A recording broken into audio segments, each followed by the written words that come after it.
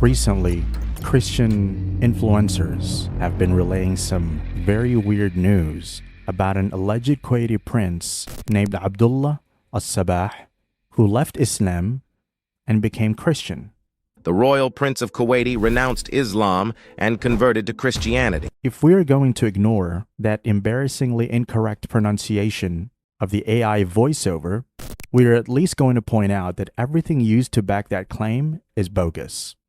In line with or without lies, Christianity dies has perhaps never been demonstrated like it has with this story. While churches are emptying left and right, Christians have got a hold of some very old news coming from Christian networks only regarding the so-called apostasy of a Kuwaiti prince. Breaking news! Kuwaiti royal prince Abdullah al-Sabah declared his faith in Jesus Christ. Listen to this. Kuwaiti's royal prince Abdullah al-Sabah converted to Christianity from Islam. He stated, "If they kill me because of it, then I will appear before Jesus Christ and I will be with Jesus Christ forever." The royal prince went on to say, "I will accept whatever they do to me because the truth in the Bible has guided me towards the right path." People around the world are finally seeing the truth.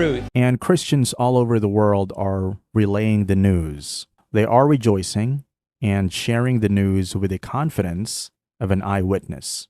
But nevertheless, the story not only is very old, which makes it mind-boggling that Christians are relaying it as breaking news, but it was actually never confirmed. And everything that exists on the matter comes from Christian sources.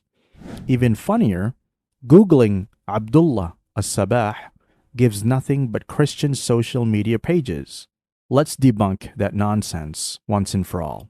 First, it'll be obvious to anyone who knows a little bit about Kuwait that al-Sabah is the name of the Kuwaiti royal dynasty, but that is never used alone as a surname for the royalty of the country.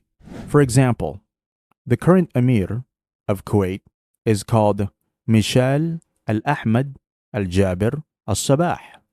His father is called Nawaf Al-Ahmad Al-Jabir Al-Sabah, and his father is called Sabah Al-Ahmad Al-Jabir Al-Sabah. Al-Sabah is not merely a surname like you would use in the West like Ahmed Khan or Paul Williams. It is always preceded by one or several titles given to the member of the royal family. Thus, the Christian who first fabricated the story didn't even bother to look that up. But where did the story come from in the first place? While Christians are labeling it as breaking news today, the story actually originated 12 years ago from Christian sources who claim to have heard the story from the prince himself. At the same time, the Kuwaiti prince appeared nowhere else than in the Arab land where Christians are the most active on TV, Egypt. There, on a channel called Truth Network, a man dressed as a Kuwaiti and pretending to be one sat on a TV set and told the story of him leaving Islam and becoming Christian, even if it means him being executed.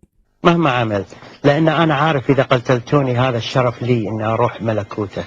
This obviously had no effect on Islam in Egypt at the time, and only people who want to delude themselves believe in such a story. But the funniest part is that to any Arab listener, it is clear that the speaker is 100% Egyptian, and almost as a borderline racist stereotype, his only way to convince the viewers he was from the Gulf was that he spoke English a lot and mixed it with Arabic in his speech.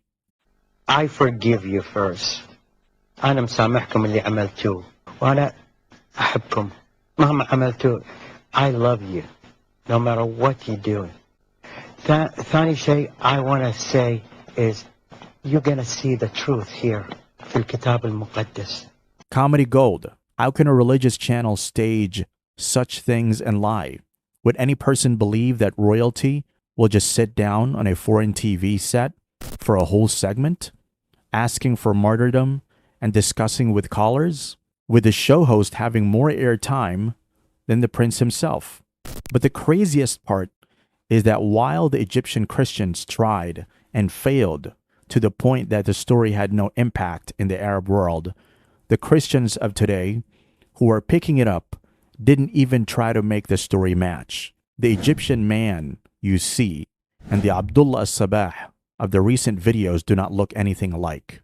In fact, they have only been relaying the same picture one after another without any attempt to verify it. But no surprise, as this comes from those who accept anything as scripture. For those interested, the young man they use in their video is called Abdullah al-Mubarak al-Sabah, a Kuwaiti prince heavily involved in the tourism industry. Not a single bit of news about him accepting Christianity, and it seems that Christians have only Googled Abdullah al-Sabah and took the first picture they could. The story of that Kuwaiti prince who left Islam is 100% false and a fabrication, and Christians relay it without taking the time to verify it, while at the same time, priests and bishops become Muslims, and we don't hear their story from obscure Muslim blogs, but from mainstream media.